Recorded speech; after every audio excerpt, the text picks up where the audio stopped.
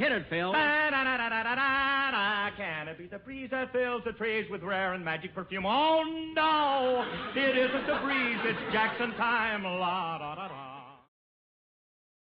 Stay tuned. Right after this episode. For our discussion. The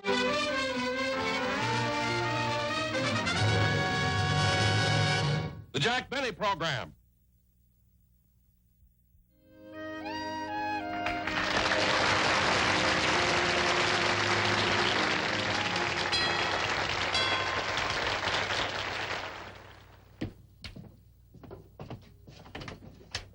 Oh, hello. Hi, Rochester. Say, when I made the rounds this morning, there was a note in your bottle to discontinue the service. I thought I'd drop by and see what it was all about. Is anything wrong? Oh, no. It's just that Mr. Benny has to go to New York, and I'm going with him. So we're discontinuing the milk, shutting off the gas, the water, the lights, the telephone, and laying off the gardener. Well, how long are you going to be gone? 10 days. Going to all that trouble for 10 days?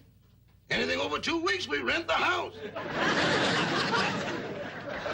Well, as long as I'm here, I guess we might as well settle up the bill, huh? Okay. That's $1.82.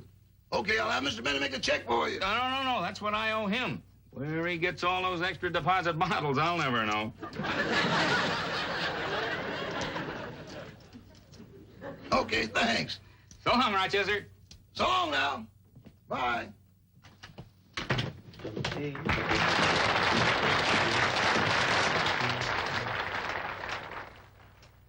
Who was at the door? The milkman.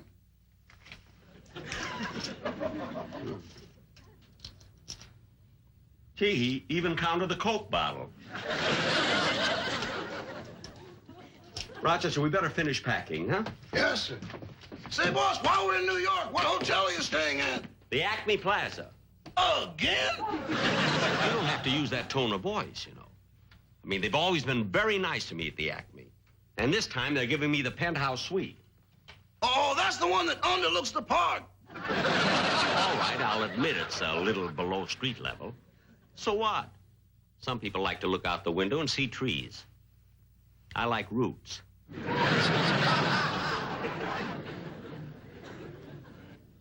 And another thing, they made a lot of improvements since we were there last. Remember how every time I wanted to take a bath, I used to have to stand in line? Uh-huh. Well, they put a bench there now. Now, Rochester, be careful with the shirts. I don't want them wrinkled. Yes, sir. Oh, by the way, boss, the man from the pet shop called, and the cheapest he'll be able to take care of the parrot for is 75 cents a day. Oh, I meant to tell you, I took Polly someplace else. You did? Yeah. Oh, here. Put this in the drawer so it won't get lost. When we come home, I'll need this to get Polly back. Boss, a pawn ticket? She'll be well fed and taken care of. That's the law. Now, put it in the drawer. Yes, sir. I'll get it.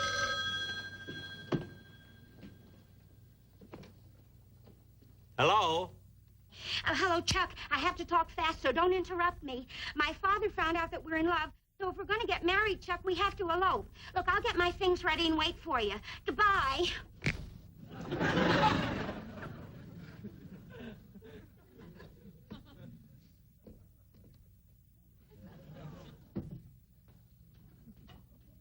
Who was it, boss? Wrong number. Must be the wrong number.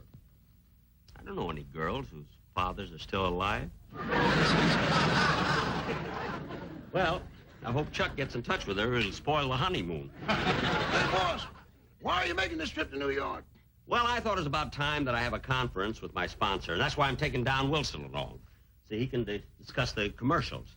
Gee, I'm sure glad you're taking me along, too. New York is fascinating. Fascinating. As soon as we get there, you'll go to Harlem. That'll be the last time I'll see you. You'll be spending all your time with your girlfriend, Dorothy. Oh, boss, you know that isn't true. It isn't, eh? The last time we went to New York, you didn't even wait for the train to get into Grand Central Station. You pulled the emergency cord at 125th Street. I know. All right, so what was the big emergency? I had to get to Dorothy's house fast. Her boyfriend was a porter on the train. Oh. Well, let's see. I got my ties, my socks, my pajamas. What else? Oh, for heaven's sake, don't tell me the plumber's still working on the wash basin. Certainly. We can't go up for 10 days and leave a leaky pipe. I thought he was through an hour ago. No, he only went back to his shop for more tools. Oh. Let's see, I got my shaving cream, my razor, lotion. Now, let's see. I can't think with all that noise going on. I'm going up and see what's going on.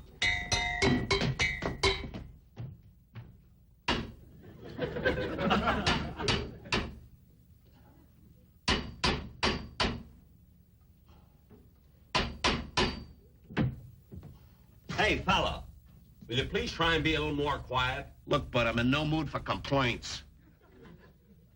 What's the matter? What's the matter? Did you ever spend 3 hours looking up at the bottom of a rusty sink bowl? Well, no, I haven't. Well, it ain't no Van Gogh, brother. Well, Next time, think before you criticize. I'm not criticizing. I just can't understand why you have to make all that racket with the hammer. Because the hammer is made out of metal and the pipe is made out of metal. Well, can't you do something to muffle the sound? Yeah, if you'll be kind enough to help me. Okay. Now, what is it you want me to do? Put your head between the pipe and the hammer. Look, just finish the job. And I want you out of here before I leave the house. Okay. Oh, just a minute. I have to tighten this screw, and I ain't got my screwdriver. I need something thinner. You got a dime? Dime?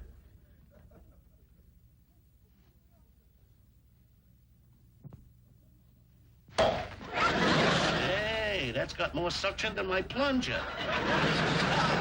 Look, use your own tools, will you? I can't understand it. My father was a doctor, so my brother became a doctor. I had to become what my mother was.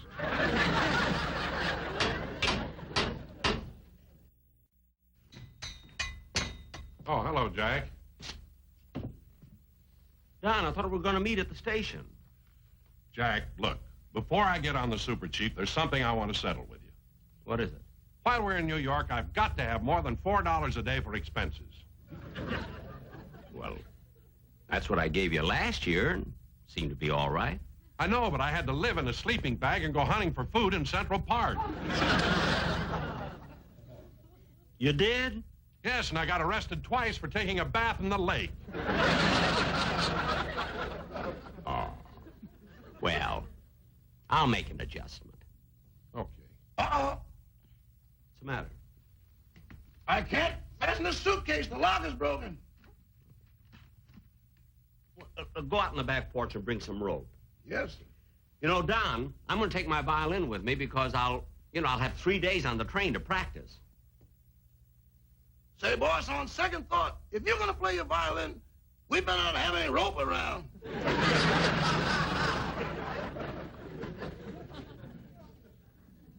Don't be funny. Just bring the rope.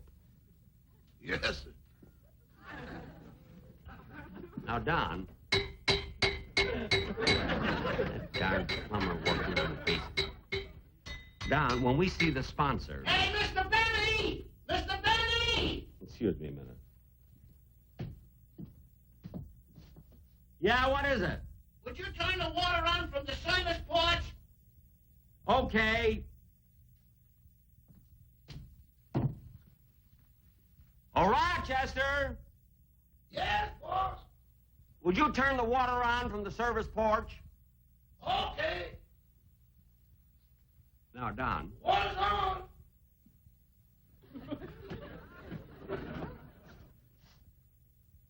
How is it? A little more. Okay. Rochester, Yes, boss. a little more. Okay.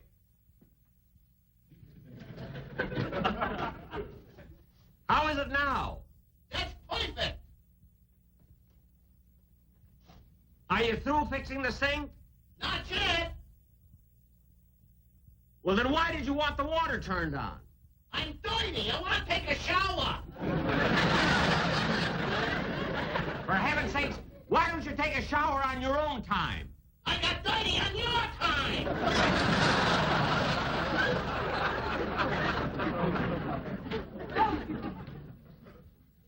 I don't care. Rochester, shut off the water. It's off. It's off.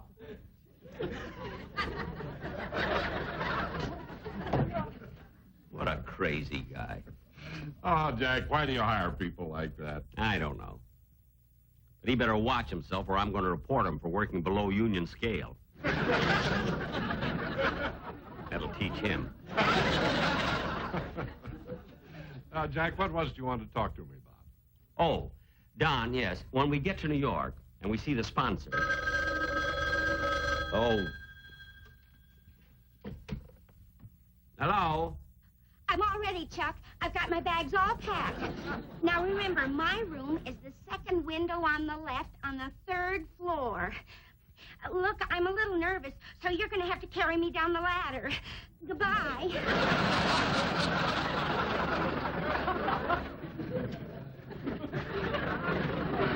That's the second time. Who was it, Jack?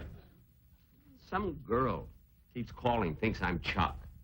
Something about an elopement, I don't know. Oh. Now, look, Jack, what is it you've been trying to tell me? Oh, Don, I can tell you on the train. Okay. I have a lot of time. Okay, Mr. Benny, I'm finished with a job. Well, it's about time. Hey, you know, this ain't a bad layout you got here. Hey, if you ever decide to sell this house, let me know, huh? What do you mean, let you know? You couldn't afford to buy this house. You didn't get my bill yet.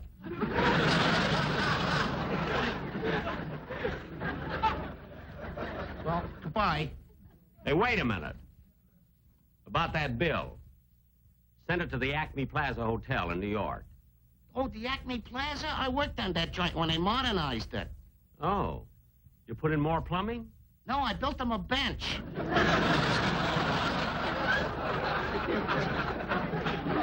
All right, goodbye. Well, bon voyage. Hey, Jack, look what time it is. We better hurry to the station. Oh, that's right. I'll get my coat. Rochester, is everything all set? All set now. Okay, I'll help you with the bags. All right. I'll take this one. Okay. Right. Coming? Don't forget your hat and coat here. All right.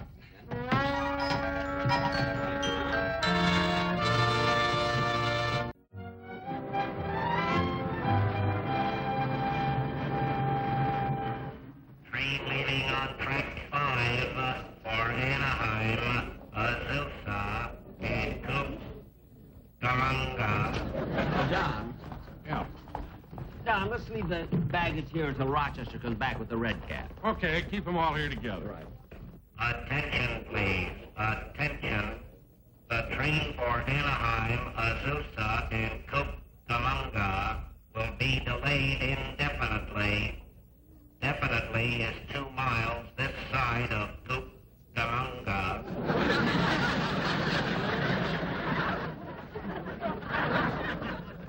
Don, be careful of the road. Jack, look, I know it's none of my business, but you do so much traveling. Why don't you get some new luggage? For sentimental reasons, that's why. Gee, I wouldn't part with these bags for anything. Gosh, they've been with me through my entire career. When I was just a kid leaving home, my father bought these for me. Your father bought them for you? Where were you going?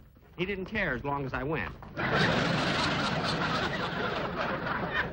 Attention, please. Attention.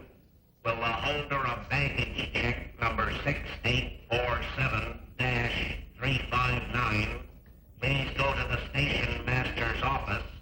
You have just won a turkey.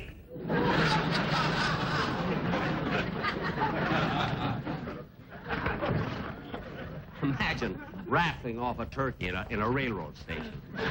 Don, listen, stay here with the baggage. I'm going over to the information desk and check on our ticket. I'll be right back. Okay. Pardon me, mister. Is the super chief leaving on time? I don't know. Well, what gate is it leaving from? I don't know. Well, what track is it leaving on? I don't know. I don't know. You're a fine information clerk. What makes you so stupid?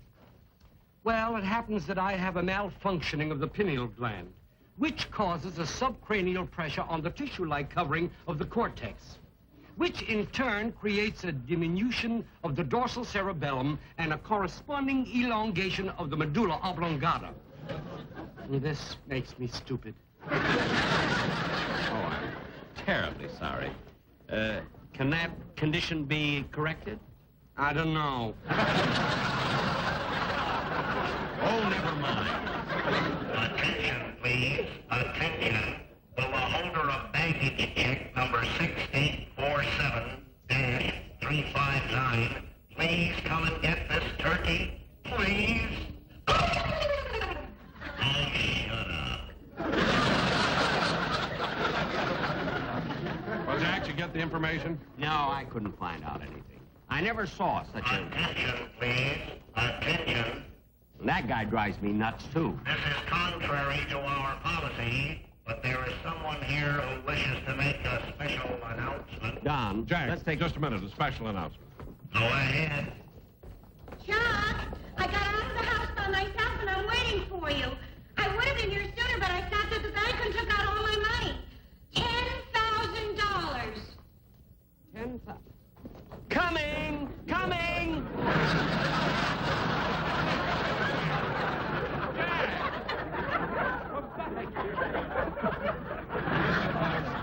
Excuse me, Don. What's the matter with me? I don't even know her. Silly. These are the bags right here. Yes, sir. What compartment are you in? I don't know. What compartment are we in, Rochester? Car 1224, compartment H. Oh, put Mr. Benny's bags in the upper berth. Wait a minute. Makes you think I'm going to be in the upper berth? Because I'm going to get there first. We'll see about that. Well, Jack, when you get on the train, why don't you toss for it? Oh, no. Oh, no. We tried that once. Never again. Why? What happened? Mr. Benny took a quarter out of his pocket, flipped it into the air, caught it in his hands. It slipped through his fingers, hit the floor, rolled under a seat, and while he was looking for it, I had a good night's rest. I never did find it. Anyway, Rochester, what's fair is fair. Tell you what, the one who gets undressed first gets the lower berth. That's okay with me, boss. Well, Jack, I think I better go over and get this ticket validated. Okay, and I'm going to find the candy counter. We'll get some candy. Take on the train. Chuck! Chuck.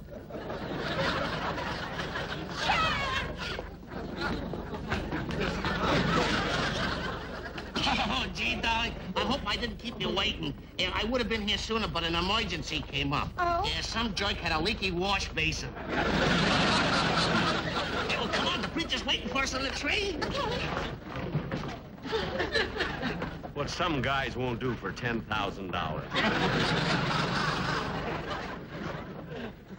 Hello, Mr. Benny. Mr. Kitzel. A pleasure to see you. Well. What are you doing here at the station? I'm taking a trip to Chicago. Oh, you're going all the way to Chicago? Yes, and I can see my wife's face now. Ooh, will she be surprised? Oh, she doesn't know you're coming. She doesn't know I'm going. Now, Mr. Kitzel, don't tell me you had another fight with your wife. It's not my wife, it's our relatives. Oh, you still have a lot of relatives living with you? Ooh, you think this station is crowded? At the last count, 36 relatives came to stay with us. 36? 12 of them were taking their word they don't have birth certificates.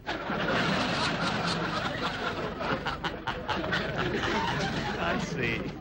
Oh, my, what a crowd in my house. Every place they are sleeping.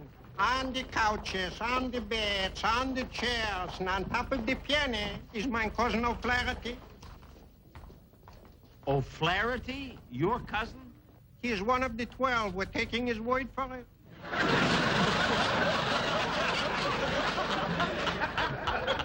Well, it was nice seeing you. My pleasure, believe me. Hold the train a second, please. Hold it.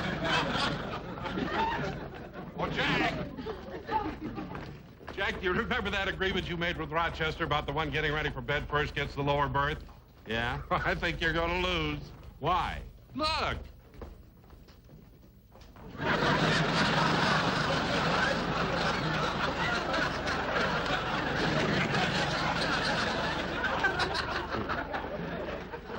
Well, it's the last time I make a sporting deal with him.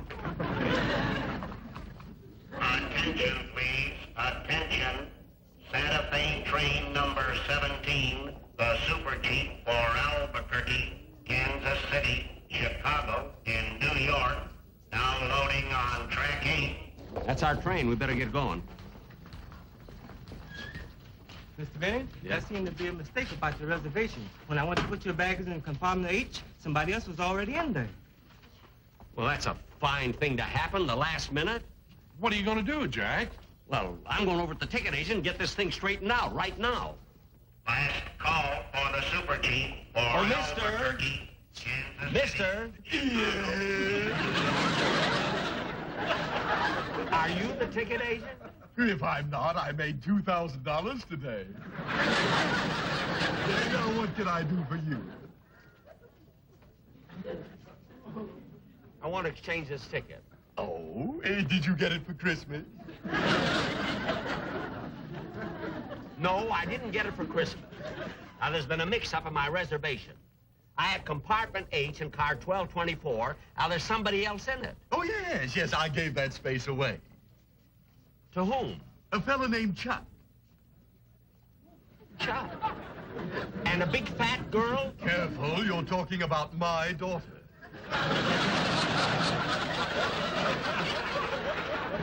Your daughter? She thinks she's eloping. I don't care what she thinks or what you think. Listen, I've got to have a compartment on that train. Well, I'm sorry, but there's no compartment left. But you got to give me something. Jack! Come on, hurry! Hurry up, Jack! Coming! My train is leaving. I don't want to miss it. Now, please give me something. Oh, all right. I can find space for you in car 1214. Okay. Good. Will I have to change trains? Indubitably. What? Indubitably is 2 miles east of definitely. Now cut that out! Just give me my ticket. Oh, all right. Here you are. And now all we have to do is transfer your luggage. Do you have a baggage check? Yeah. And what's the number? Here it is. 6847-359. Well, you won the turkey. What? Station master! I wanted the turkey. Jack, hurry! Coming!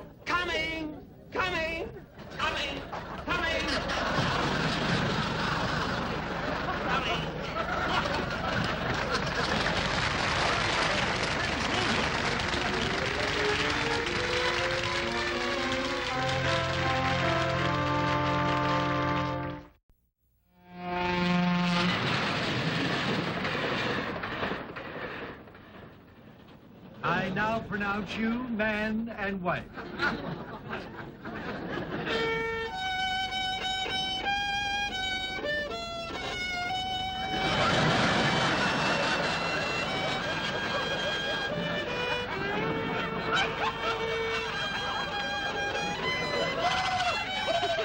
Oh, shut up.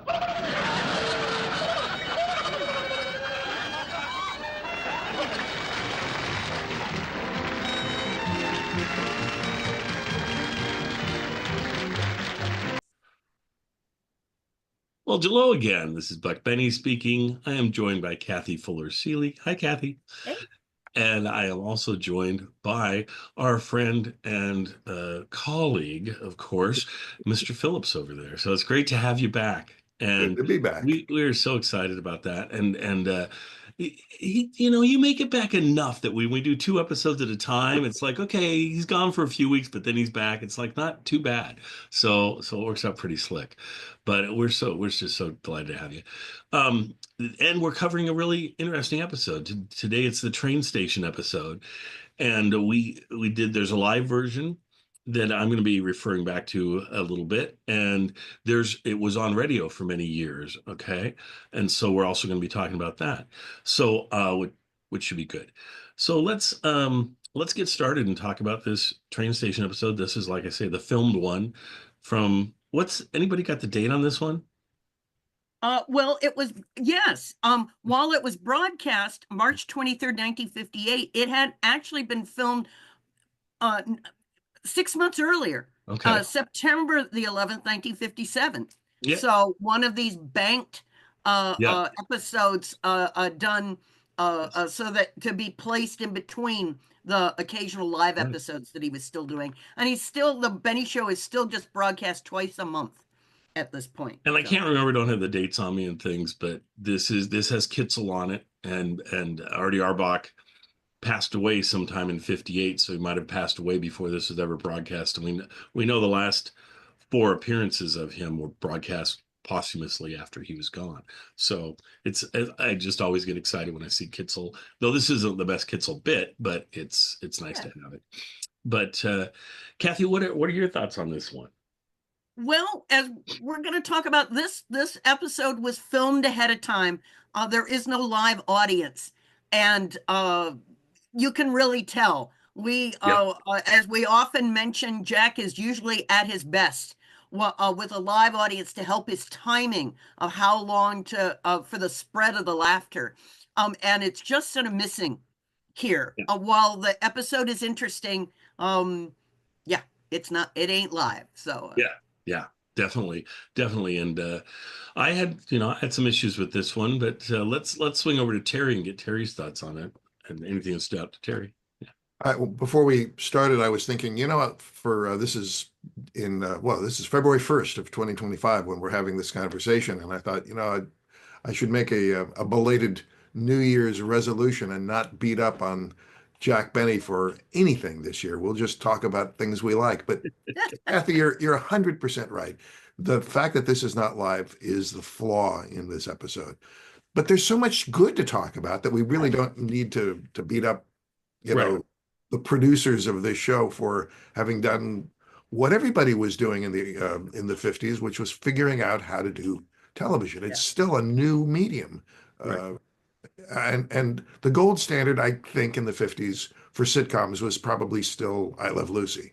And this had some I Love Lucy moments in it. It wasn't as if it was all bad because it was filmed. No. But it was also not I Love Lucy. Desilu had figured out how to do this by then. And Jack Benny's producers were still sorting it out. But having said all that, I thought there were 2 really standout performances in this episode, and they were by Frank Nelson and Benny Rubin. I thought even though the writing was great, I thought that what really sold it was how well they delivered that material. Yeah. Some of it, of course, is because we know where they're going, the references, the running gag type of stuff appeals to me, and I'm sure to you. But they were exceptionally good in delivering their lines in the scenes they were in. I really liked that a lot. Yeah. Sure. You're right. That's some of the best for viewers. Jack Benny and his cast have been doing episodes set in the train station since the early 1940s. And so this is always a welcome, back. What new can the writers and cast and crew do with this episode? What our favorite, hooray that Frank Nelson shows up. It wouldn't be the episode, a train station, without Mel Blanc getting to make some joke about Cucamonga as he is talking he's over the loudspeaker and things like that. So there's always a happy nostalgic feeling of Benny and his group are in the groove when they're here. And so you're right, every time, whether it's live and we've also had earlier versions that were done live in front of an audience, but on a very sparse, small, crammed stage, and maybe that was like at the airport too, where all the jokes were about people so crunched together. Here was interesting. Maybe they actually filmed it at Union Station. It was a very large, expansive space, which, as you say, was still a part of them trying to figure out how to make television. So not live and crammed together on a stage, but experimenting with the space. And Kathy, I want to pick up on what you just said. I was reading on IMDb. Someone had made a comment about how they filmed the crowd scenes, and they reused the same actors because they didn't have 100 people as extras, so they reshot people coming from different directions, and I thought it was very cleverly produced. I want to come back to Frank Nelson for a moment. The scene where he's talking with Jack Benny, I mean, it starts as we expect it will. Yes. Uncommonly, Jack Benny didn't respond to that. He didn't, say, "Oh, it's you again," which I thought was good. That joke gets a little old after a while. But they did pick up on what was the line he used? Oh, he said at one point, Frank Nelson said, "Indubitably," and they repeated a joke from earlier in the episode. It's the indefinitely one, yeah. In the town of Dubitably. Yeah. And then Jack Benny says, "Now cut that out." And I loved Frank Nelson's physical response to that. It was kind of a W.C. Fields take. I just thought that was wonderful. And then the bit with the turkey, of course, it really played, to me, it really played well. That could have gone badly, but they really sold that, I thought. Yeah. Well, and I just want to point out how Frank Nelson and Mel Blanc, both of them, their voice work in the radio show was brilliant. And to think, and I'll throw Don Wilson in this too, because he's of that same caliber to me, where you think, okay, these guys are so brilliant at radio. So many people have trouble transitioning to television that how can they have a face that's as expressive as their voices and things, right? That's tricky. That's a whole nother skill set. And yet they do, and they're so fun on the TV show to watch their reactions and not just hear them, but actually see what they're doing. The fact that Don will do anything and does pull off anything they ask of him to do, he can pull off. Same thing with Mel. He can be anybody. He can be like a total background character in an episode where he's just got a little piece of something, or he can take a huge chunk of the episode. And this is one of his bigger performances. It keeps coming back. And then Frank is just phenomenal. So it's just neat to see them over and over again. And I never get sick of every time they're on screen. I just go, oh, what are they going to say? What are they going to do? And so that's a pretty cool thing. And I will backtrack. This happens every time. We might start out saying an episode has all these challenges and problems. And then by the time we've ended up talking it through, we'll always say, this is one of our favorite episodes. But I wanted to point out just what you had said, Terry, that one of the benefits of shooting on film, maybe without an audience, was in Benny Rubin's skit, where the usual, and I get a little tired of the "I don't know, God, I don't know," that as you say, that gets a little old. But the way they twisted it here, to have him explain possible psychological and biological reasons for why he might not know something. It was a lot of script to spit out, and thank goodness he had the time of having it filmed and the quietness to get that complicated dialogue out that would have been difficult to do on a live version. Hooray for the little twist that takes our long, because Benny Rubin's been doing that for 20 years on the Benny show from radio onward, and to find a way to have something new in it. No, I thought that was great. And I always think it's funny when writers, because this is not just a Benny thing, Benny's used it a number of times, but it's all over the place, where you have somebody that seems like they don't know what they're talking about, and then to the punchline of the thing becomes, oh, they're really knowledgeable about something and can really, their intelligence just seems to take a huge leap, right? And but I always think it's funny when the writers are writing that kind of stuff, because it's beyond what the writers know. And so sometimes if you listen, there'll be something you go, okay, that doesn't make sense. What they just said doesn't work, or they said a word wrong, or use a past tense when it should be present tense or something. There was something in this where when he was saying it, it was like he did a brilliant job. I could tell it was the writers, because there was something in there that didn't quite fit. But that, like I say, that happens. Even I guess the ultimate expression of this, that the person that had to do this over and over and over again, was probably on Star Trek. Was Data is the one I think of for sure. He has all this tech stuff to always be thrown out there, and he's just got to act like it's right there at his fingertips.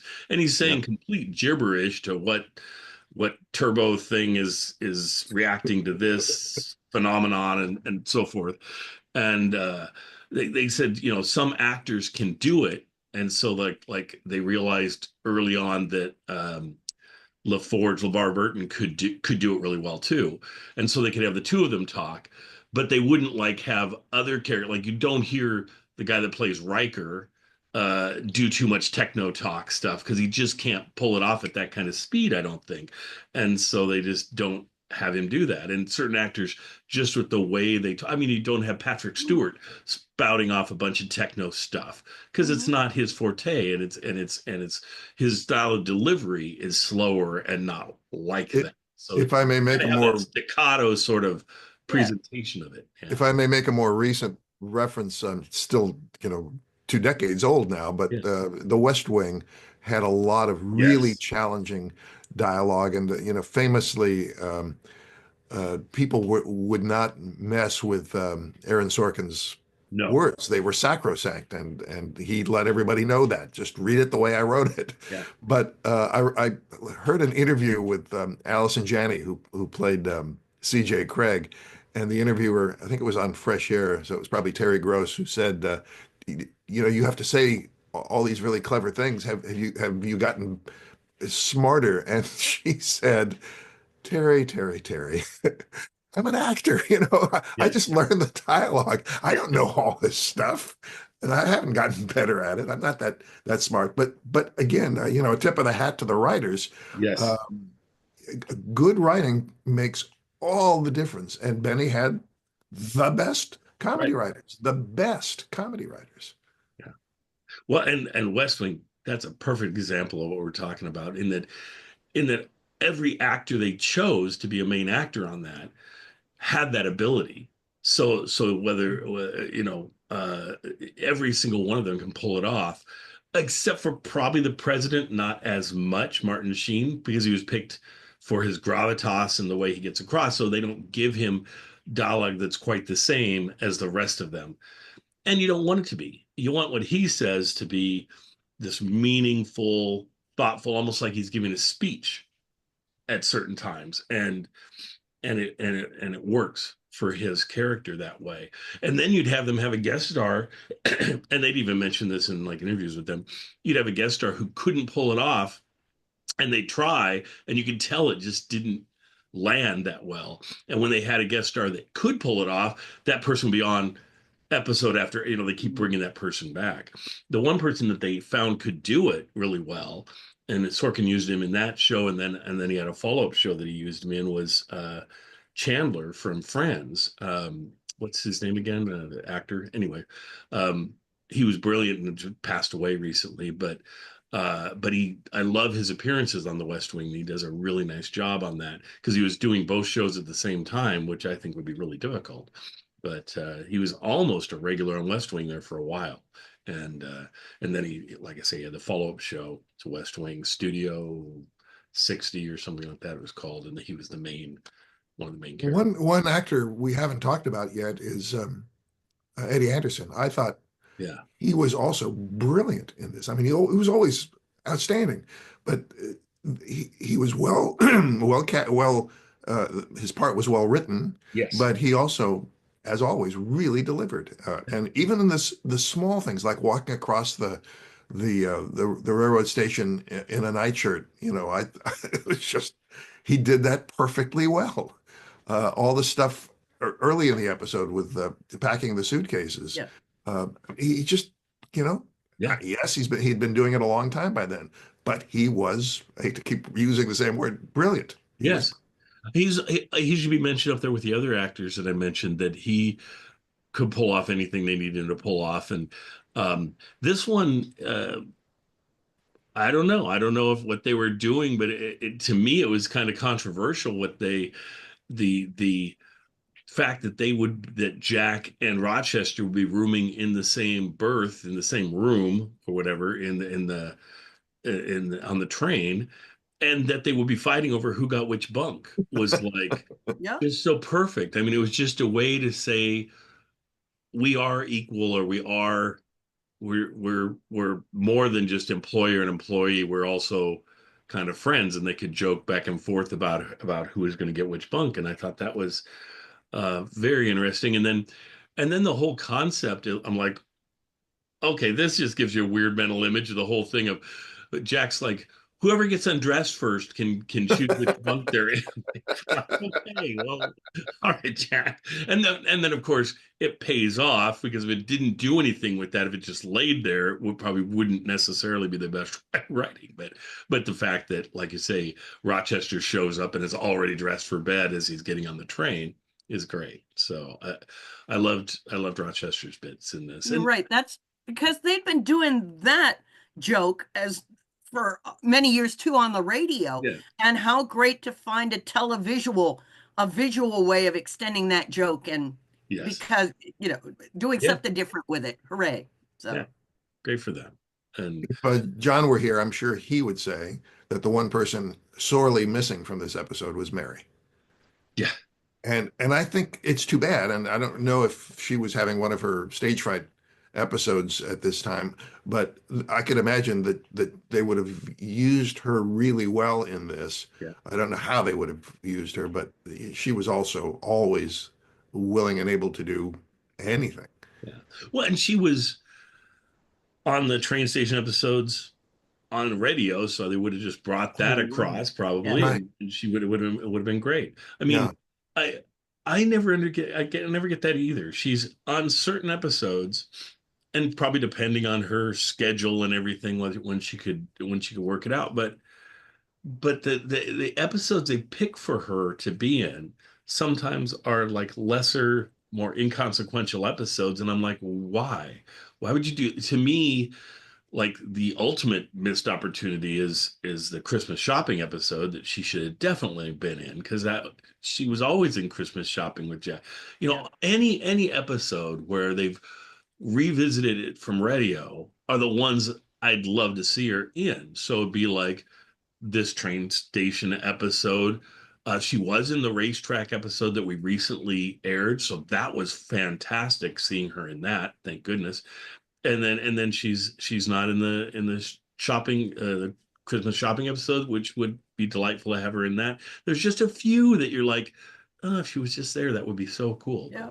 Daryl, I don't want to go too far afield here, but I'm glad you mentioned the racetrack episode. I wasn't here to discuss it with you all, but there was again, comparing radio and television and what worked and what didn't, there was a moment in the television version of that episode that was killed by the fact that they did it on TV, which they did perfectly on the radio. And it was after the race is over. And for those who haven't seen it or heard it, this is a spoiler alert. Right. They'll have seen it before this. It aired, which is amazing.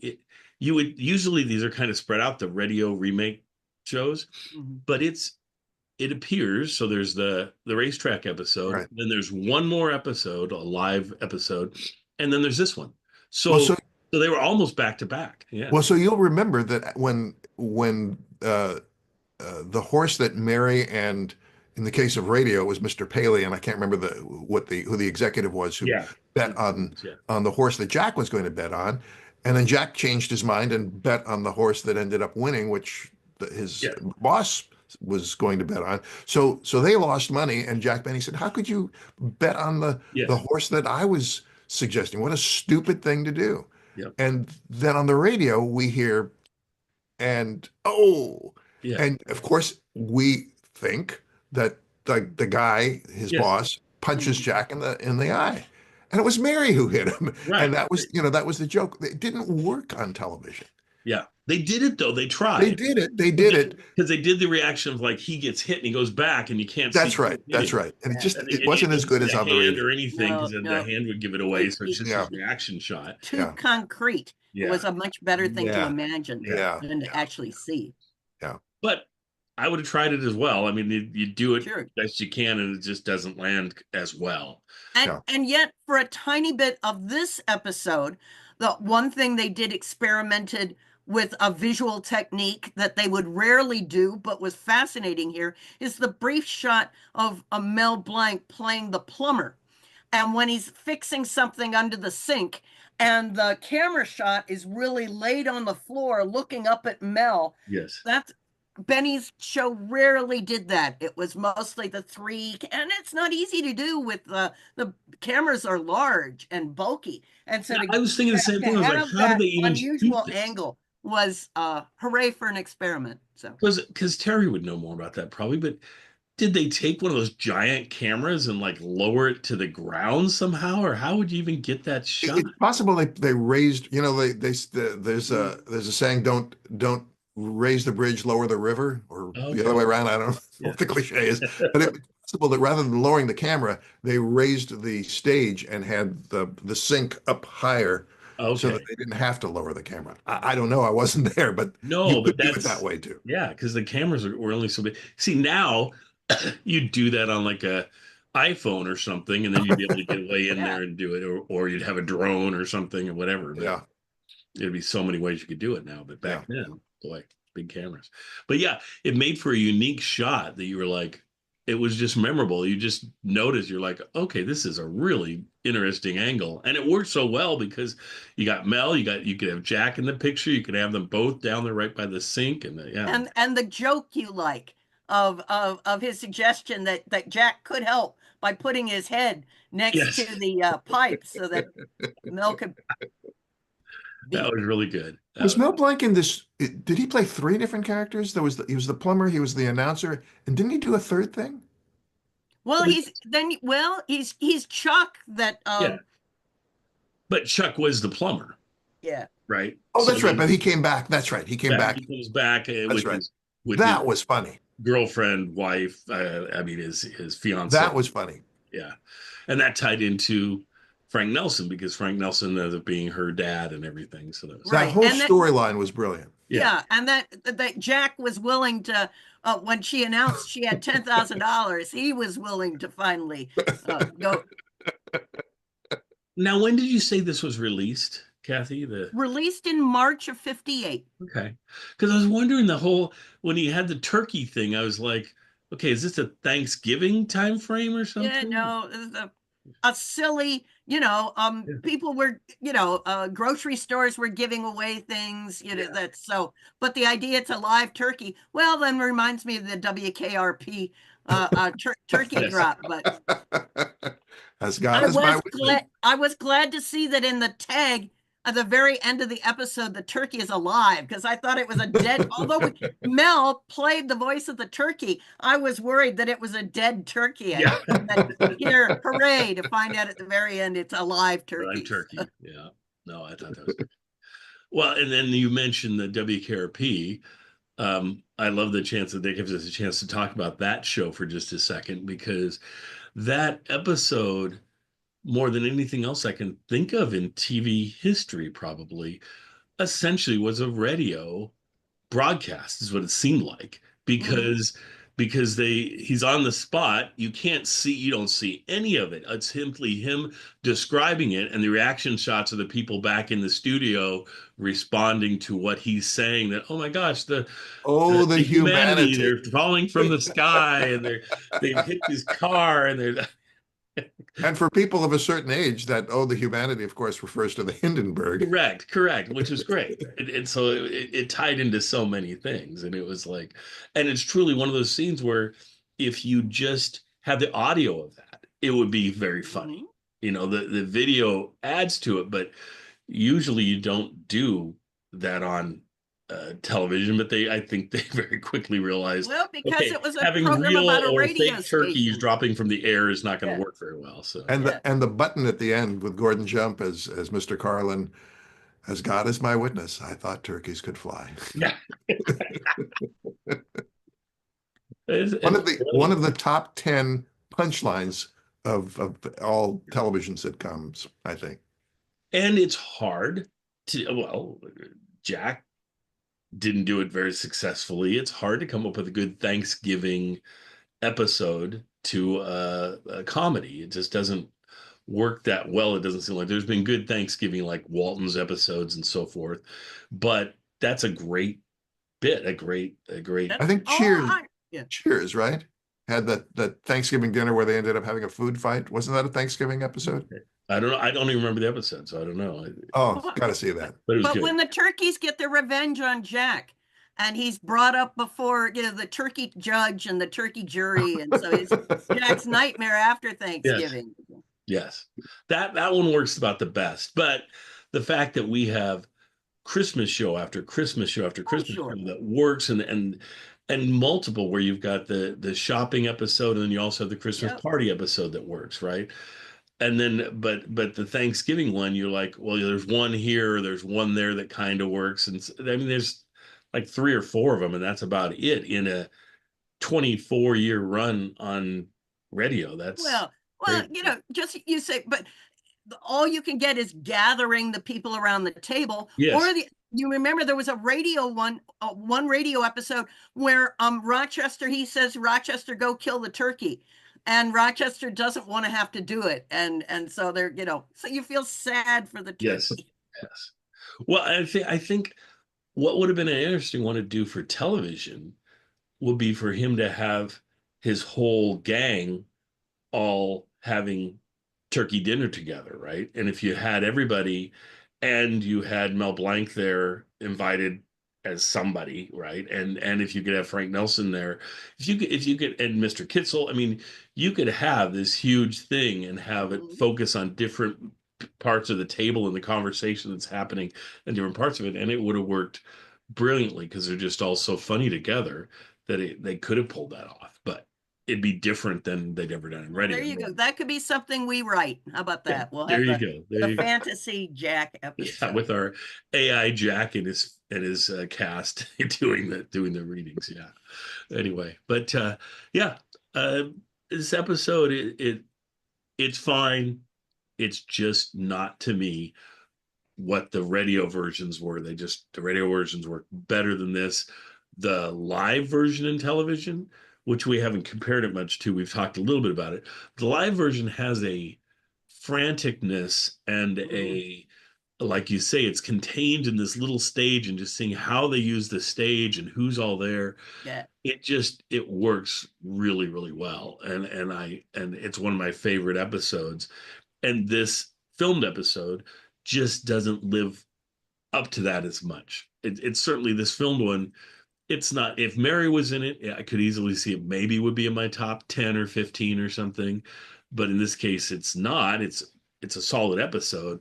But the film version is probably my top 3 of all the Jack Benny shows, or the live version. Those are top 5 or whatever, something, because it's just such a good episode that captures, and just knowing how much work it would be to organize all that. We're all on this little stage. This is your part. Now this is this part. Now, let's bring in the sportsman. Now let's do this, right? The next thing.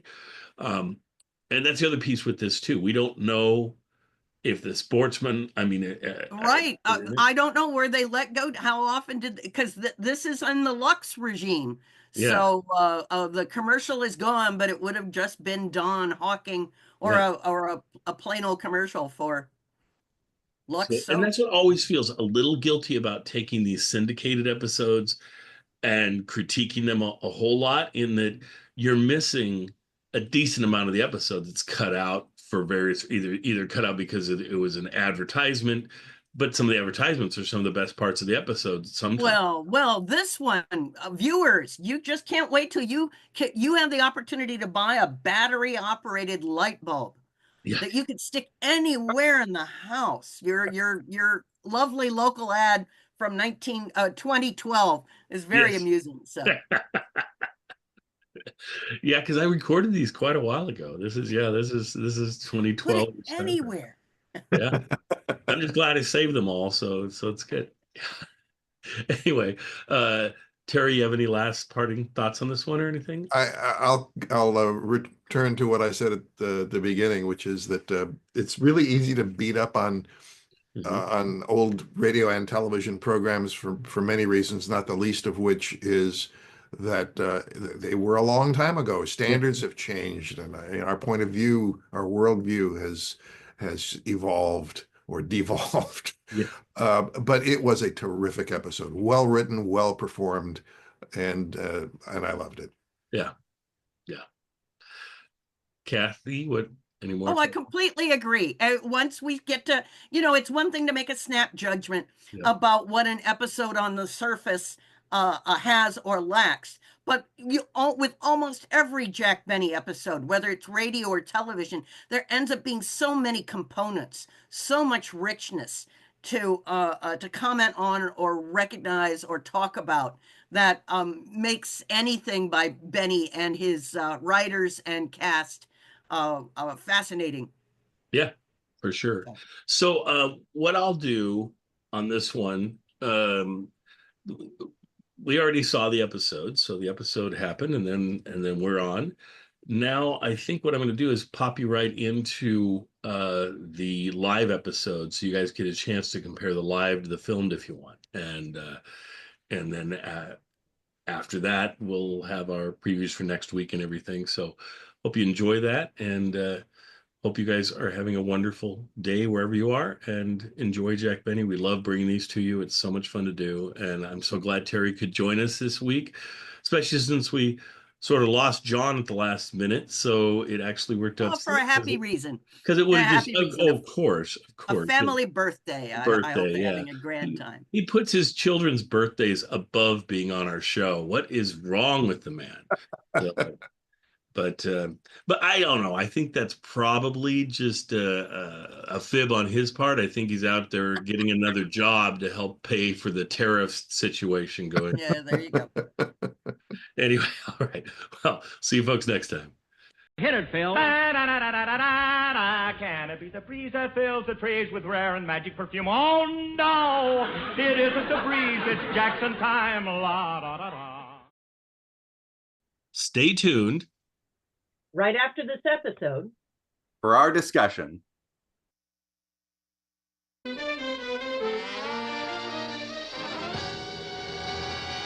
From Television City in Hollywood, the Jack Benny program presented by Lucky Strike.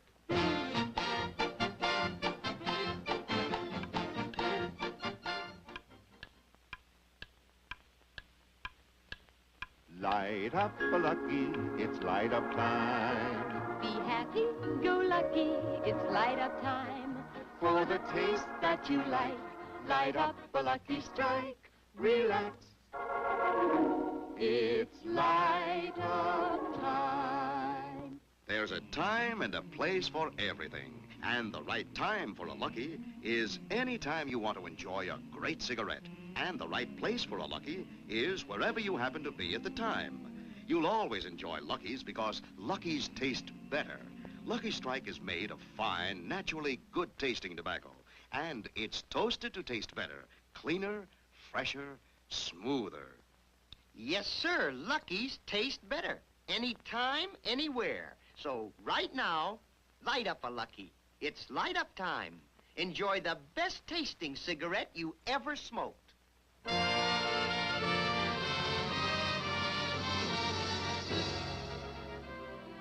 Ladies and gentlemen, tonight Jack Benny leaves for New York City. As a matter of fact, right now Jack and Rochester are in a taxi cab on their way to the Union Station.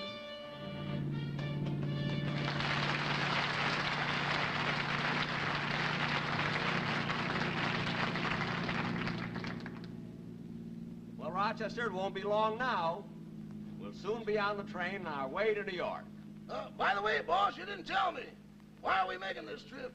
Well, for the same reason I went last year. You see, my option is coming up, and I'm a little nervous. Well, you needn't be, boss. Your sponsor's office is on Madison Avenue opposite CBS, isn't it? What difference does that make?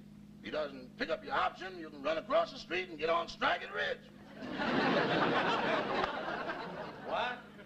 I'll rush into a phone booth and get the heart line going.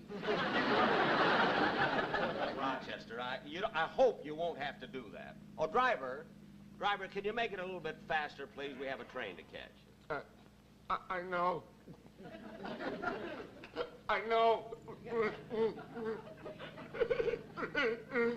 What's the matter with him? Say, boss, when we get to New York, are we going to stay at a nice hotel or that Acme Plaza again? Well, I'm going to stay at the Acme Plaza. I like it there. Well, I kind of thought you would. So I packed your bathrobe, your slippers, and a flashlight. Rochester, it's inside now. I'm glad. Once you stayed at a place where we had to pack a bicycle. All right. Hey, we're near the station. There's Union Station just a block up ahead. Now, that's why I like it better taking a taxi instead of our own, car. Okay, folks, you can get out here. Wait a minute. Get out here? We're a block away. Why don't you take us to the station? Oh, I never take anybody to the station. What? I can't stand goodbyes. What? I can't bear to see people go away. That's why I hate to take people to the railroad station. I hate it. I hate it. Look, cry on your own time. The meter is running. And don't be silly now. Take us to the station. Okay. Okay.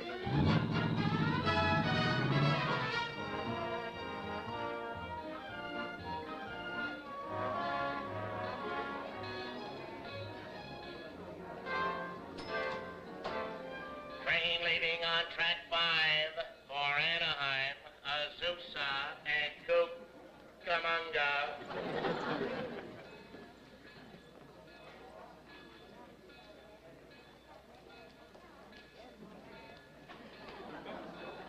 Rochester, where's the taxi driver? I told him to bring the bags in. Oh.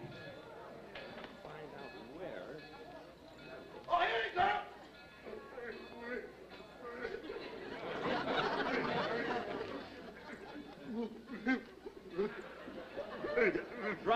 Driver, how much is the fare? That'll be... Stop crying, will you? I can't help it. I told you I had to take people to the station. I didn't want to come to the station, but you made me. You made me. I'm sorry I upset you. Here, keep the change. Thank you. Why do people have to go away?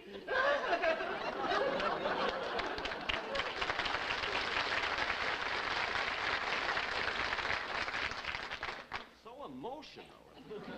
Well, Rochester, here, I'll take Polly, and you take the bag. I gotta find Don Wilson. Oh, yes. I can. You take the bags, and I'll see if I can find him.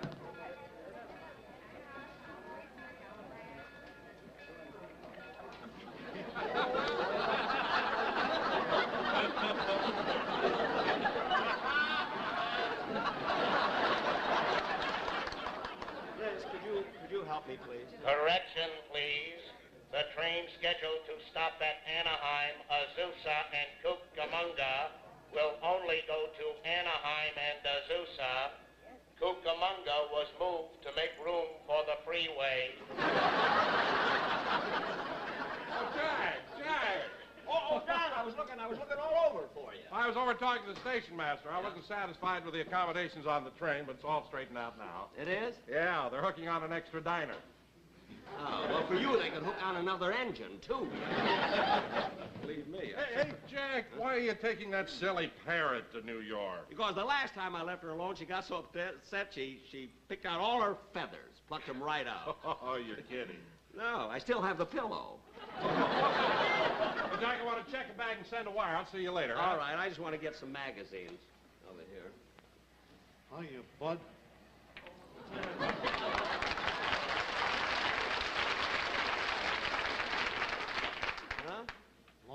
time no see. Yeah. I always run into that racetrack tout. May I help you, sir? No, I'm just looking around. I want to find something to read, that's all. Attention, please, attention. The train arriving from Reno, Nevada will be 6 weeks late. The engineer is getting a divorce. Look, miss. Yes, sir? Wait a minute, I think I'll take this week's Look magazine here because something I want to read in here about Giselle McKenzie. Story here. I want to get a book, too, on the train. Let's see. There's Treadmill to Oblivion by Fred Allen. There's Bob Hope's book, Have Tucks Will Travel. Call Me Lucky by Bing Crosby. Call Me Lucky Lager by Frank Remley.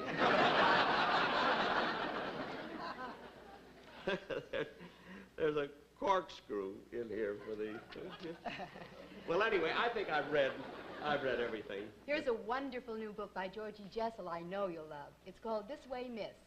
Oh, this is Jessel's new book, huh? Oh, yeah, I think I'll buy this one. I'll have him autograph it for me, you see. Oh, do you know Mr. Jessel? I'm his son. I'll take this one, I think. Fine. Attention, please, attention. Train now leaving on track 8 for Barstow, Albuquerque, Kansas City, Chicago, and Cucamonga. They really moved it. Thank you very, very much. Okay. Hey, Yeah. Jack, What? Jack, look who I just ran into. Hey, the sportsman. Hiya, fellas. Yeah, they came down to say goodbye to you. Well, that's nice. Goodbye, boys. You know I'm going right away. So I Give our regards to Broadway. Remember us to Harrow Don't sing here and stay there. Wait a minute, everybody's looking. Gang on Lucky's hit parade. Boys, don't sing that station. We know you go to Lindy's because the sauerkraut is free. And tell everyone on Old Broadway to light an LSMFT.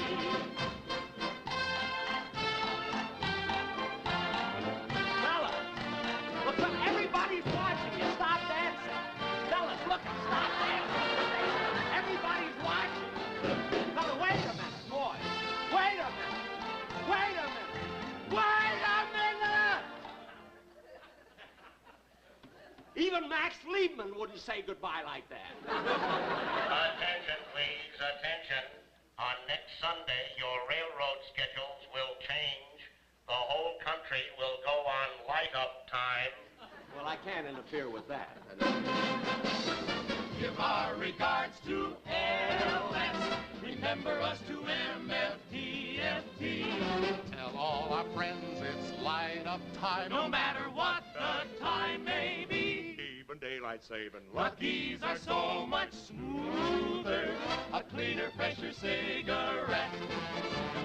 Lucky's are toasted, yes sirree. And like at Sullivan's Crown, they are the toast of the town. So let's all light up a Lucky's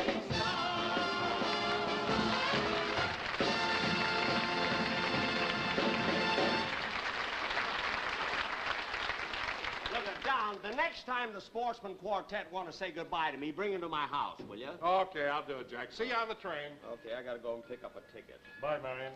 Goodbye, Bill. Ah, gee, isn't that sweet?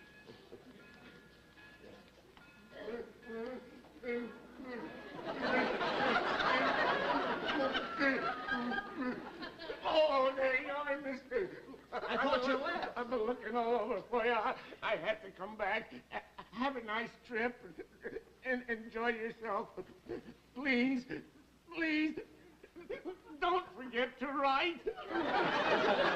I never saw you before today. I can't help it. I just can't stand to see people go. Why must people always be traveling, traveling, traveling? Get away.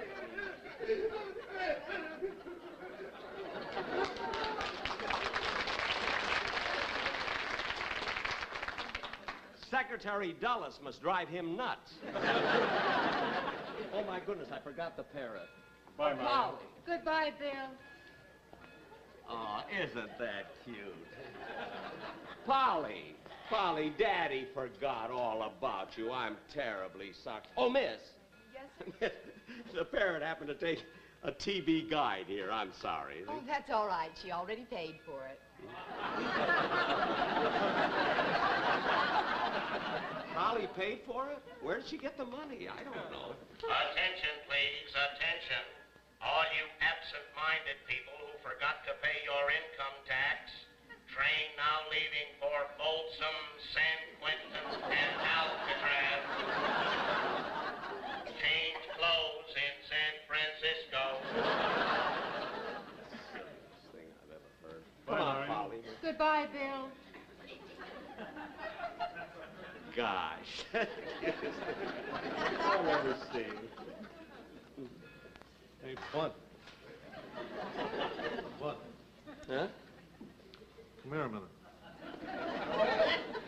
Who, me? Yeah, you. Where you going?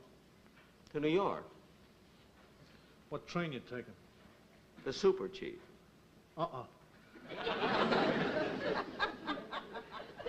What? Take the El Capitan. I don't know. I like the Super Chief. Come here a minute.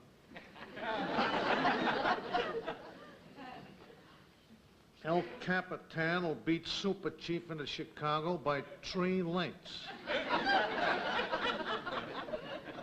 don't know. Are you sure? I was talking to the engineer that rides El Capitan, and he says that today she is ready.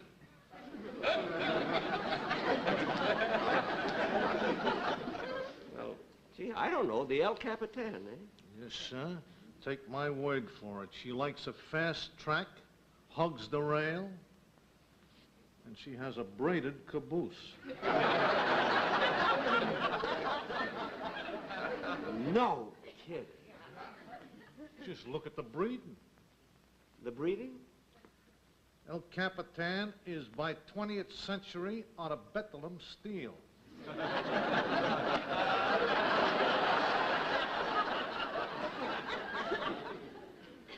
Well, thanks very much for the tip, but, you see, I have some information, too, you know. You have? Yeah. Come here a minute.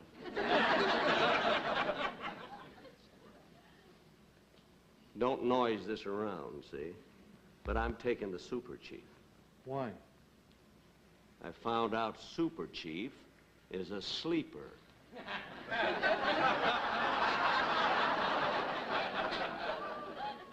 Okay. See you at the Kentucky Derby.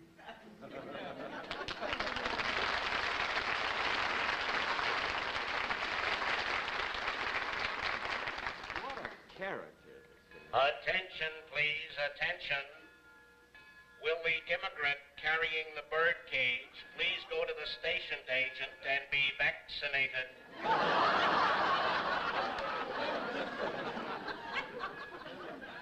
Immigrant. I was here before the Indians. Cleveland Indians, I mean.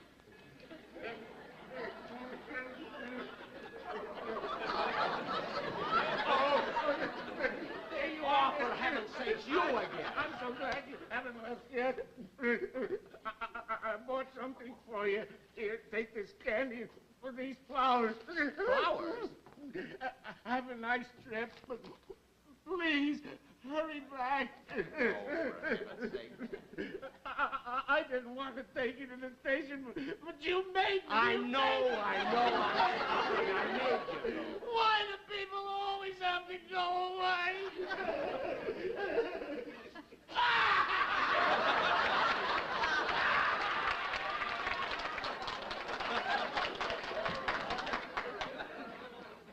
$9,000 taxi drivers in Los Angeles. I had to get Betty Davis. Boss, we're almost ready to go. I better take Polly and put her on the train. Okay. All right. Rochester, wait a minute. You better take this, too. And here, and I'll meet you on the train. All right. Here, take this. Oh, I'm terribly sorry. Mr. Benny. Mr. Kitzel! Well, Kitzel, why are you dressed like that? I'm going back to Glasgow for a family reunion. A family reunion? Aye, lady, the Kitzels of Loch Lomond. You mean that your family is Scotch? Hoot, man. Oh, my, is your wife Scotch? Positively Scotch, yes. What do you know? So your wife is a wee bonny lassie, huh? Wee bonny she isn't, but like Lassie she looks. Mr. Kitzel, you must be kidding. Yeah. Oh, my. I thought so. Hey, listen. Yeah. Can you play the bagpipes? No, when I bought the suit, Jim Clinton threw it in. Well, goodbye, Mr. Kitzel. Goodbye. Have a wonderful trip and a lot of fun. And a wee Dochen Doris to you. Yeah. Glow man in the glow man with my back.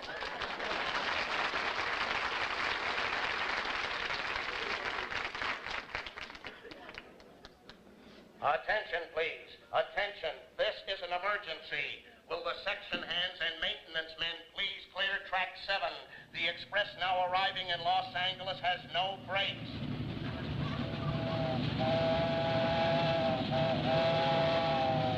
It is now going through Hollywood.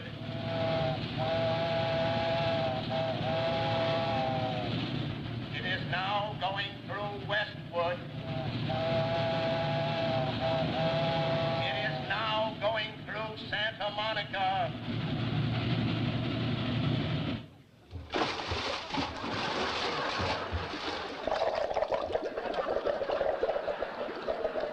And there you are.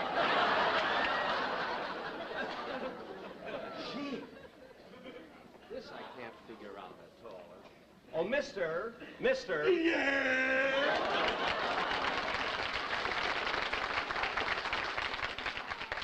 Are you the ticket clerk? No, they put me behind these bars for toasting marshmallows out of season. Look, now, don't be smart. I have a reservation here for tickets. I'm Jack Benny. Well, you could have fooled me. I thought you were Davy Crockett. Now, look, I've got a ticket there. I made a reservation. Well, that's funny. I don't find any reservation here for you, Mr. Benny. Well, I made it 3 days ago. Anyway, if you haven't got it, give me a ticket right away. I need space on the Super Chief. I'm going to New York. Well, would you like the $60 ticket or the $140 ticket? Why, what's the difference? With the $140 ticket, you ride inside. Well, of course I want to ride inside. Now, don't be smart and get me my ticket. I want a ticket to New York. Return trip? No, one way. Good. Now, if we can only get rid of the small. Now, cut that out. Well, aren't we lucky? I just found your reservation. You didn't find it at all. You had it all the time. You just did that to aggravate me. Oh, did I? Give me the ticket, will you? Attention, please. Attention. The Super Chief now leaving for Albuquerque, Kansas City, Chicago, and New York. All aboard. That's my train. Hurry. Yeah. Here. Boss, we're getting ready to go. I'll be with you in a minute. Sign right here. Okay. Be right with you, Roger. Boss! I'm coming. I'm coming. I'll be right with you. Right with you. Bye, Marion. Goodbye, Bill. Hey, Bill. Bill, look, this is none of my business, but you better hurry, too. What for? My train doesn't leave till September. September? Bye, Marion. Goodbye, Bill. Well, look, my train leaves right away. Goodbye, Marion.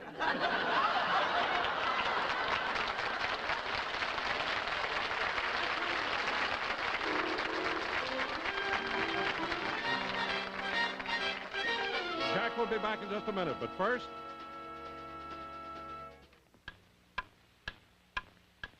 Light up a lucky. It's light up time. Be happy, go lucky. It's light up time. For the taste that you like, light up a lucky strike. Relax.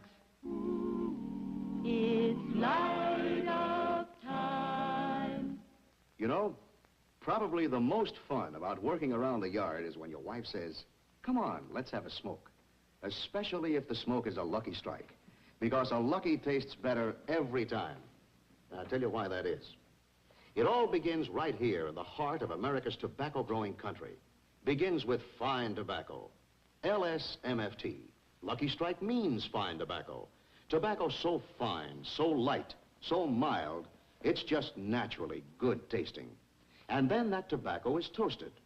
It's toasted is the famous Lucky Strike process that brings Lucky's fine tobacco to its peak of flavor, tones it up to make it taste even better, cleaner, fresher, smoother.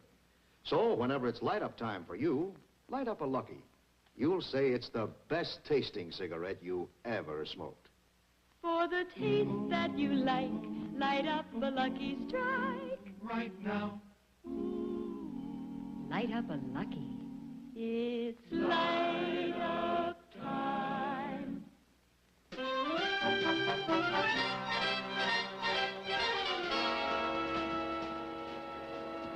Oh, boy.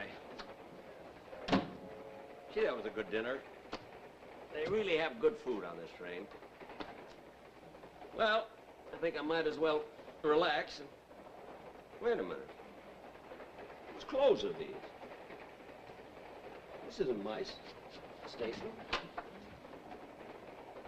It is D. Gee, I can't... You! I told you I hate the station. I didn't want to come to the station. I tried to break away, and it's your fault. You made me come to the station. I hate to come to the station, but you made me. I couldn't help it. I'll get another compartment. I'll get another compartment. Stay here. Ladies and gentlemen, be sure to watch Aunt Sutter next week. And Jack Benny will be on in 2 weeks from New York with his guest, Jackie Gleason. It'll be the funniest show.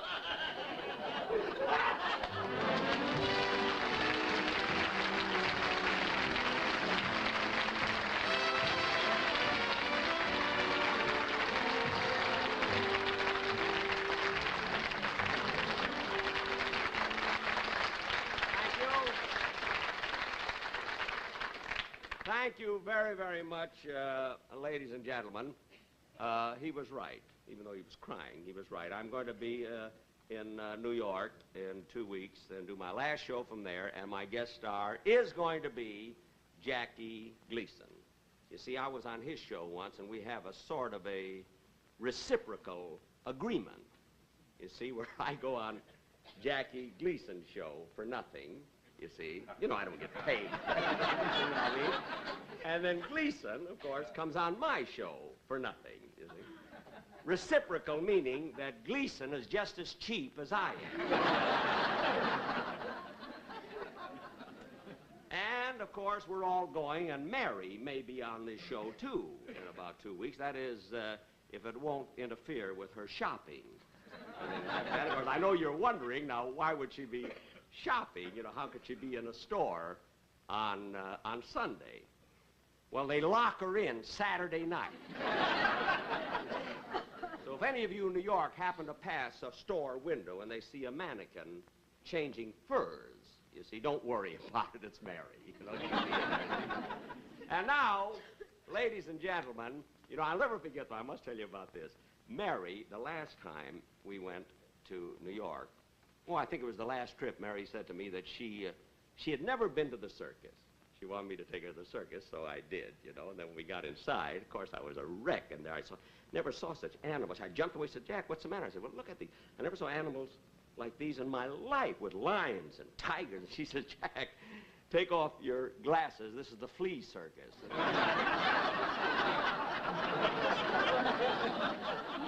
We had the most wonderful time. Really.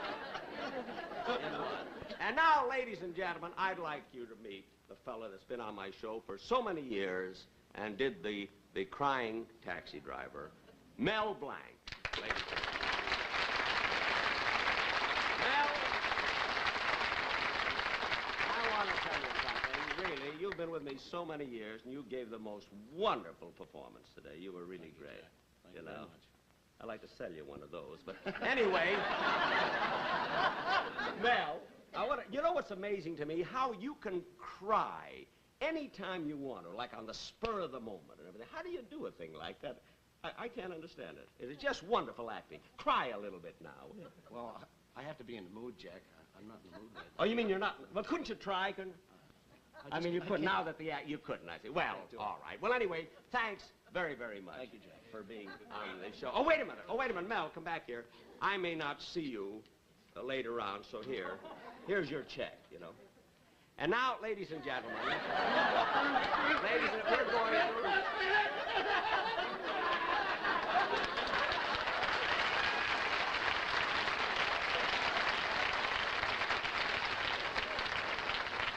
I can't understand music. I must be through. Goodbye. Well, hello again. This is Buck Benny speaking. I am joined by Kathy Fuller-Seeley, John Henderson. Hello. And famous engineer from Amtrak, Terry Phillips. I'm so glad to have Terry here. So we have done this one before, but this episode was the very first one, I think, that we ever did as a group. It was even pre-Terry, so we had just John, myself, and Kathy. And I just listened to it and I was like, I think we need to redo this one. Because we tend to talk more about the episode now than we did at that point. So, and this episode's deserving of it. That's a Jack Benny tradition to redo. Oh yeah, that's true. That is true. So there we go. Benny Keep up with Jack. So anyway, this one, it's the train episode for television. And it's often called the New York trip episode, but I like to call it the train episode just because it, to me, makes more sense. It's certainly one that they've done in radio for years and years and years. They did the train trip basically every year that they would do that. And so it was really fine-tuned, almost like the Christmas episode, Christmas Shopping, do those every year.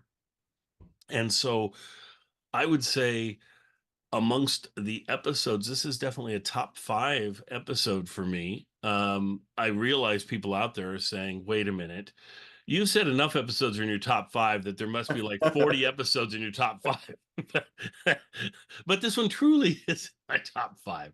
So we'll go around and chat about it. It has some wonderful, it's lovely getting Sheldon Leonard here with him doing the racetrack tout, because we don't get that too often in television. We get it a few times, but this is definitely the train station episodes are one of the ones known for having the racetrack tout there and things a lot. So it's neat having that.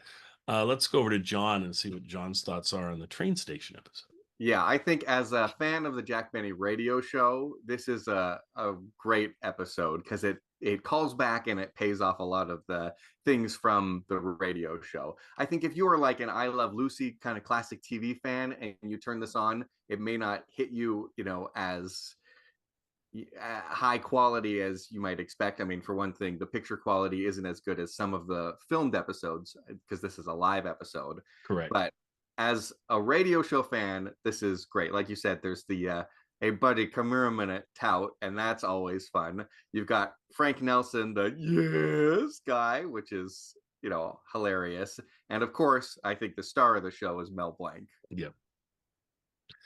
And Mel, we love to hear his train, and to hear Mel. Usually in shows, Mel does like one thing. In this show, he does multiple things. We certainly hear him throughout as the train announcer, which is always love him doing that. For me, and this is just me, his crying cabbie, I have a little more trouble with, just because I don't know, it's almost a little bit like The Office or something, where they do comedy and it's almost like makes me cringe a little bit at it, because in radio the crying cabbie works because it's just a vocal. But when you see him crying and everything, it just makes you kind of feel a little uncomfortable to have somebody crying like that. Yeah. And have no one really reacting to it, just belittling him and things. But it's okay. I mean, it's not like too long of a piece. I just don't think it transferred to television as well as some of the other pieces here. Let's go over to Kathy and get Kathy's thoughts on this one. That's such a great point, Daryl, because what really struck me about this episode is it's caught. It's a fabulous example of the transition from radio to live, early television live to what would become, because they're playing both with many jokes for the ear as well as adding jokes for the eye. I was really struck by when we were hearing Mel do the train leaving on track 5, they had some horns up on the stage and a sign that said information, and the camera focused on that, as in this idea that we would have to be able to see. We would never understand, right? Something that makes perfect sense in radio, but that we'd need to see something on the television screen to remind us that that's what the sound is doing. So as you say, the crying cabbie doesn't work very well on television. I was just really impressed by what a small and crowded set, because as you say, John, this was done live. And then again, so early television on one stage, they have to cram everything in. And so I love that. I thought that feeling of claustrophobia on the little bitty set was just fascinating, in the way they had Jack work his way around to the different parts of the set. And then I love the bit that was added for television that wouldn't have made sense on the radio, was goodbye, yes. John, goodbye, yes. Whoever. And the couple kissing right in the middle of the set that they have to keep working around. So it's, as I said, I was really struck by what a great moment in time this version of the classic train episode represented. So. Oh yeah, and there was so much to love in this episode. Now that I think about it, Kathy, though, let's change gears for just a second. And Kathy's book arrived for both of us, for Kathy and myself. Yay. And so we thought we'd show it. There we go. That's the third volume. Yay. Just a wonderful volume. It's a little thicker than the previous volumes. And her intro's quite a bit longer than the other volumes. All new stuff. So. Yeah, which is very good. It's a very entertaining read, so you will enjoy that, especially if you enjoy reading the old episodes, because that's what it is, essentially a script collection. But they're a collection of scripts that have never been, you've never heard these. They are ones that are live. That's why they're called the Lost Radio Broadcasts. And so Kathy has brought us. Well, notice the little CBS microphone I had. That's right. So this is the 13 weeks that Jack was with CBS in late 32, early 33, before he went back to the whole rest, to many more years at NBC. So right. And so for folks wanting to get that at Amazon, it's $52 for the hardback volume. I have the hardback one. It's $40. And 40 for the paperback. And right. If anybody buys it, I will send you a penny, so that you can claim you actually paid $39.99. Excellent. I'll send you a penny. So. And if you want to get a Jack Benny deal on the thing, you go to Ben Omart's site, which is BearManorMedia.com. I think. You type in Bear Manor Media, you go there. They have the hardback for $40, which is the price of the paperback. They also have the paperback for $40. I don't know why you would buy a paperback when you can get a hardback for the same price, but whatever. He's also going to start offering a bundle deal. So if you're late to the series, you can get all 1, three. 2, and 3 together. And then you get 75-ish Jack Benny scripts that you've never had a chance to enjoy before. And when you read them, really, if you're listening to a lot of Jack Benny shows, like most of us have, then it kind of comes to life as you're reading it. You're almost like hearing it. In fact, after I read them, I'll be thinking about episodes, and I'll remember, oh yeah, that one. And then I'll be like, wait, I didn't hear that one. I read that one. And it's hard to remember whether you read it or heard it. So that's kind of cool. That's awesome. So great job with they mentioned some books in the episode. I wonder if you took note of that, Terry. I did. Tell us, Terry, tell us. Well, first, before we get too far away from it, that kissing couple were Bill and Marion. And at the end, Jack Don Wilson mentions who the other actors were, who might not have been familiar to the general audience. And the woman was Dolores Donlin. She was a pinup, a Playboy playmate in August of 1957, and was well known for her curvaceousness, shall we say. I think the guy who played Bill was an actor named Mike Moore. He was the only one Don identified who I couldn't find, but I'm pretty sure that's who that actor was. And the woman selling the books and the magazines was Chucky Bradley. And she was, she'd done some TV. I don't know if she did radio, but I'm pretty sure that's who that was. And yeah, I think all of those titles that they mentioned were actual books that were popular at the time. I wanted to mention a few other historical references.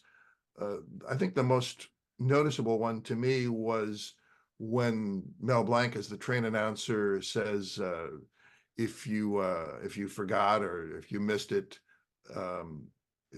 missed paying your income taxes, the next train will be going to Folsom, San Quentin, and Alcatraz. Interestingly enough, that was the year 1950. So this was April 17th, 1955. That was the year that the income tax due date changed to April 15th. Prior to that, originally it was March 1st when taxes were first required in 1913. Then in 1918, they moved it back to March 15th. And then in this year, they moved it back a month again. And those three prisons, only one of them was a federal prison. Folsom and San Quentin were state prisons. I don't think anybody would have gone there for not paying their U.S. income taxes, but Alcatraz was a possibility. And then I liked when he said train leaving for, when the train had lost its brakes, the one that was passing through, it went to Hollywood and then Westwood and then Santa Monica, and then there was this big splash into the Pacific Ocean. I liked that a lot. Yeah, just a sweet episode to watch from beginning to end. I just really enjoyed this, and seeing this. The sportsmen were in this one, right? They were. Yeah, and seeing the sportsmen is always a joy, and so it's nice seeing them as well. So. Oh, and we didn't mention Artie Auerbach as Mr. Yes. Oh yes. And he makes reference to that to those bagpipes, and he said when Jack asked him if where he got the bagpipes, and he said that Jim Clinton gave it to him with the suit. Right. You all know who Jim Clinton was? That was a fashionable brand of men's clothing in the 1940s and 50s, I think. Okay. I have no idea who the man was, but that was the brand. It was a designer brand of clothes. Yeah, we did this episode before, and I looked that up, and I still didn't remember. Well, I'm not sure it's still around, but that's who at the time it would have been known. Yeah, talking about the thing where it's like, the city and then splash. And to what you were saying, Kathy, this being a sort of like television episode of a radio episode, I was surprised how much was still left to the theater of the mind, things like that. And there's at one point where there's like the train crash is going to happen, and there's like a whole cast of people just standing around listening. Which was very strange looking. Yes, no, I noticed that too. Like they did the Glockamora bit on this too, didn't they, or did they not? I don't remember that. Oh, okay.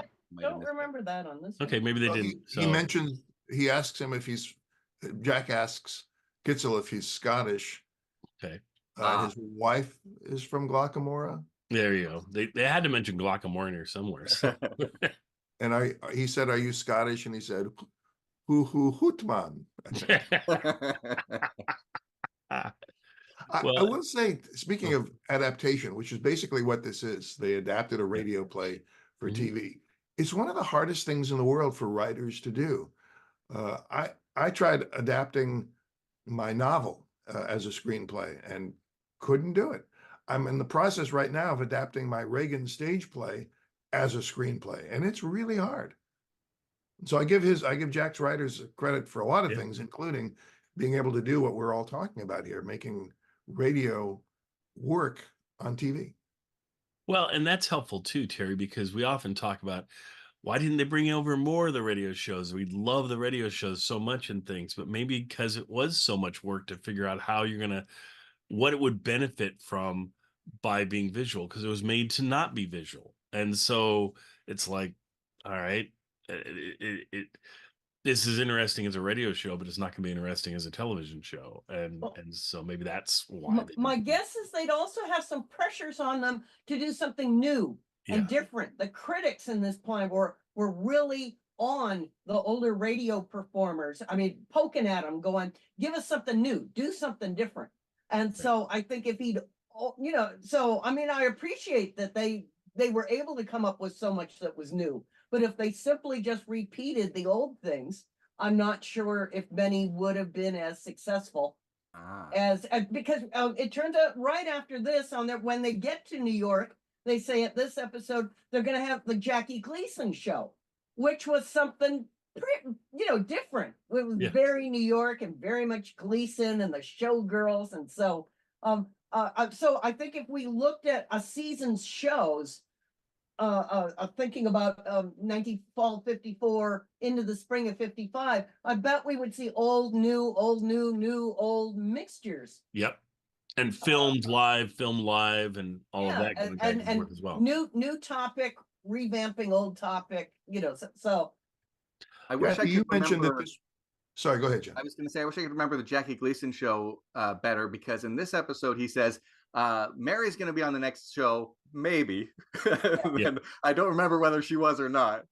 I don't think so. That was Jack and Rochester in the suite at the fancy hotel. Yep. So right. But indeed, that it's a good insight into the fact that Jack didn't know if Mary would be willing to do this, and so the writers probably had to have plug-in lines where if Mary was willing to do it, you do this, and if not, well, then you change it to Rochester or something. So crazy. Well, and that one, I believe, the Gleason one, I'm pretty sure was a live one, and she never did live, so he would have really been talking her into something if she would have pulled off a live episode. So interesting. Kathy, I just wanted to add that when you mentioned early on that this was done on one small set, I'm not sure exactly how they did it, but at the very beginning they had either a side part of this stage or perhaps a separate stage where they did the scene in the automobile. Yeah. I mean, again, it was obviously not a taxi that they were in, but this whole show was very much like a stage show, which I really enjoyed. Mm-hmm. Yes, definitely. And the car thing, I was going to ask you about that, Terry, and see or if any of you knew how they would do it. I mean, to do that live and have the screen behind them showing cars driving behind them, I thought that seems like a pretty advanced skill. That would have been pre-filmed and just shown on a screen. Yeah. And the little set would be the back half of a car. That's right. With Mel just sitting up front holding a steering wheel. That was actually not that unusual a convention in the 1950s. It was done a lot. But yeah. A lot in film, too. Yeah. A lot in film, yes. But I thought it looked pretty good for what it was, for being a live shot and putting that together. Yeah. Well, that's ambitious for live TV. And then the other thing is sort of very crammed together and interesting in the staging. So and they even had a live parrot for Polly. Yeah. And to have a shot where you get in the cab driver and the two people in the back seat, and have them be able to have dialogue back and forth, and sometimes have it just be between Jack and Mel, and then sometimes having Rochester pop in. Was pretty dynamic the way they pulled that all off in a little cab. So yeah. Well, even if you look at the rest of the show, the train station, there's so much going on, so many people, and like people who got their own scene are just standing around the rest of the time. So everyone needs to know when to move out of the way and when the camera needs to get close. So yeah, definitely, there must have been a lot of work and rehearsal put into this episode. That's what I was gonna say. This is one of those where you didn't come in and have Jack go, if we would have only rehearsed it at least once. I think they rehearsed this one a lot. But great episode. So anyone else have anything else to throw in? Just the last part where Jack's talking about Mary, it's such a fun story, but it almost seems like he's killing time a little bit. It's like, stretch, do something extra. We're a little early, and then suddenly, okay, time's up. I gotta go. Anyway, I hope folks enjoy this. I enjoyed having Artie Arbach on here. It was wonderful seeing him. He's only on like a dozen episodes, so this is awesome. So we'll see you guys next time. Bye.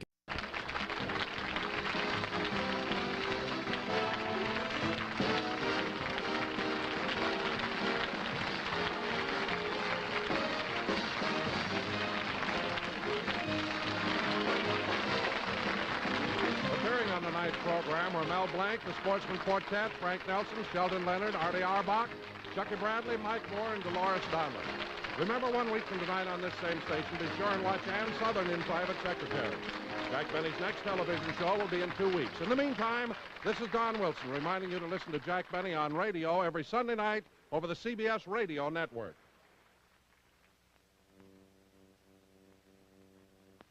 Here's true tobacco taste for filter smokers.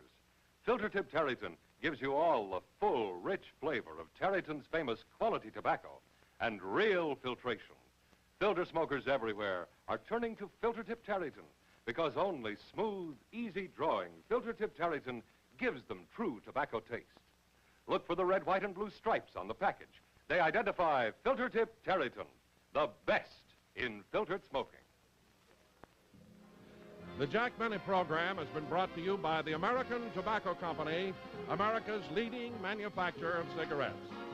The Jack Benny program has been selected for viewing by America's armed forces overseas.